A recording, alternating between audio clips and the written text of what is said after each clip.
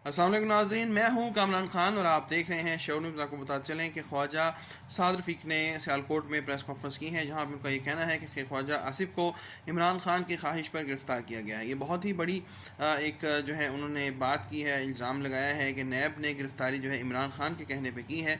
इस हवाले से हुकूमत की जो मौक़िफ़ है वो हमें मालूम है कि उनका ये कहना है कि नून लीग जो है ये मुल्क को तबाह करने के दरपे है और बहुत से ऐसे इल्ज़ाम लगाए जाते हैं कि नून लीग ही ज़िम्मेदार है तमाम तर जो है मुल्क के कर्ज़ों की, मुल्क की तरक्की ना करने की। और लेकिन आज ख्वाजा साद रफ़ीक ने ये अपनी प्रेस कॉन्फ्रेंस में बात की कि इमरान खान की नाअहली किसी से ढकी छुपी नहीं है, तमाम तर इदारे तबाह हो रहे हैं, मईशत जो है वो ज़ुबून हाली का शिकार है। अब देखना यह है कि कब तक सेलेक्टर्स जो हैं इमरान खान को बर्दाश्त करते हैं। और इसके बाद पीडीएम के हवाले से उनका ये कहना था कि पीडीएम जो है अपने जलसों पर अमल करती रहेगी और अपने मकसद को हासिल करने तक अपना सफ़र जारी रखेगी।